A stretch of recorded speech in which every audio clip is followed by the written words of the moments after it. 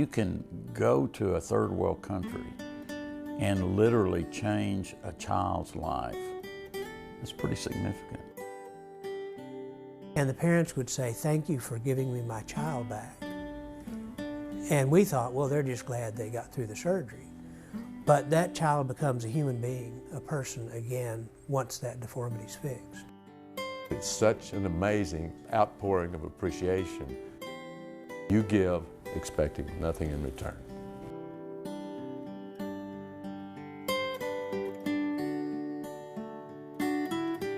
We have set the standard in many ways of charitable organizations taking care of cleft lip and cleft palate children in third world countries. The cleft lip is just such a noticeable deformity. The lip is repaired and the appearance is miraculously transformed. The harder part of the cleft repair is actually the palate, which enables people to speak better. It's hard for children, or young adults to get a job when they can't speak so that someone else can understand them. And then for some of the children, repairing a cleft palate may let a child swallow and eat and be the difference between growing up and having a more normal life and dying because they're malnourished. A lot of these places look upon clefting not as a natural occurrence, but as a curse from God. They don't want their kids to play with them. We've heard people tell us that when their child was born, the neighbors came over and told them not to feed the child and let it die because it had been cursed by God. Their life is ruined.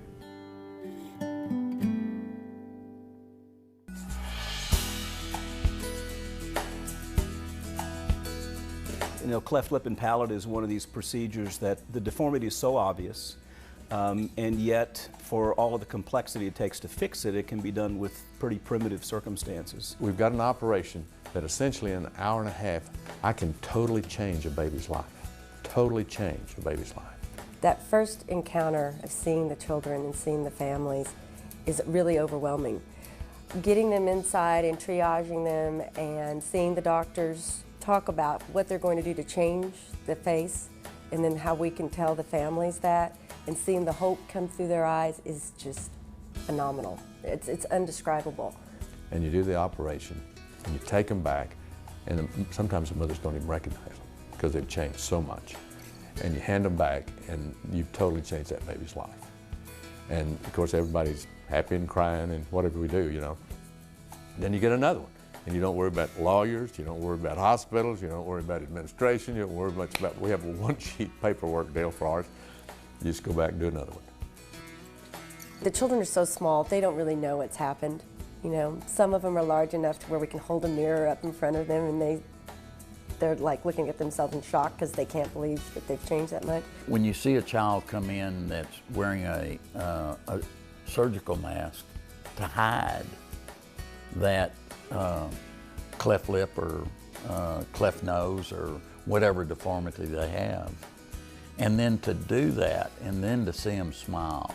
It's just wonderful when when you're able to take their child back to them after surgery and they look and at first they say, well, this is not my baby, and then they realize that it is.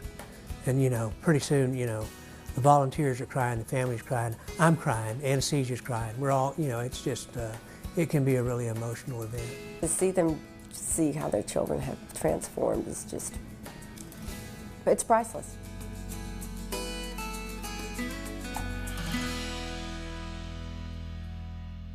We operated on a Tarahumara child, had a cleft lip. We took care of the child and we went to make rounds on it that evening, and the child was gone. We didn't know where it was. And we came back the next morning, the child was there. The father had taken the child and gone 90 miles by foot to show the community this child's repaired lip, and then brought the child back. Lee comes up to me, and I'll never forget her. She had no mirrors in her house, and she brought us a gift of a mirror because for the first time she was going to put mirrors in her house because she wasn't scared to look at her face. So it was great. I had a 56-year-old man come in to El Salvador, and I happened to be the chairman of the group that year. And I said, I can't do you now because we have to do the babies first. And he understood that, very, very understanding. He had a beautiful wife, gorgeous woman. And so I said, but if you'll stay to Thursday, which is our last day to operate, I said, I promise you, I don't care how late it is, I will get your lip done. And so, I mean, we must have done 80 cases that week. And about 5:30 on Thursday, I said, go get him, let's go do this. And after the surgery, he saw himself in the mirror.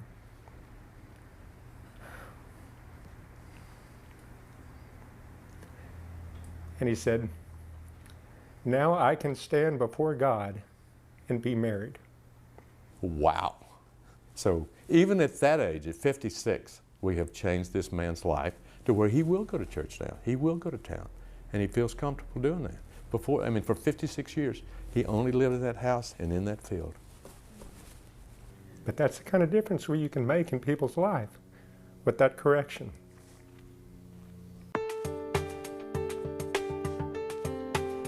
I bring back so much more in my heart than I leave down there. I mean, I leave my work down there, but I said the emotional part of it is wow. It is my favorite week of the year. You know, when you spend 5 days down there and you come back having operated on almost 80 kids, I think the sense that you've done a whole lot in a very short period of time with limited resources is probably what is most impressive to me. The amount of trust and love that people give when they give you their, here, fix my child, that is so precious. We get a lot more out of it, I think, yeah. That's partly why we keep going.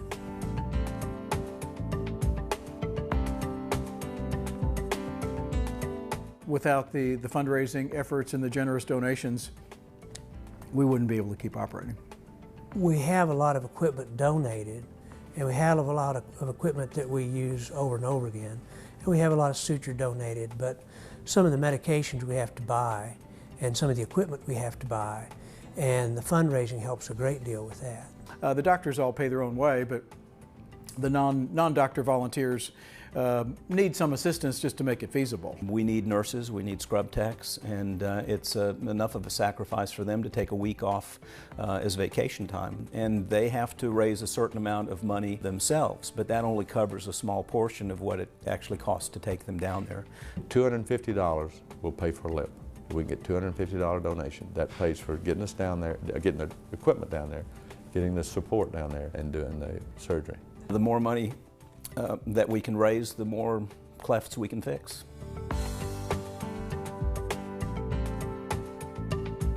Just by becoming a part of Austin Smiles, they too can be a part of a special situation where they're going to change a lot of people's lives.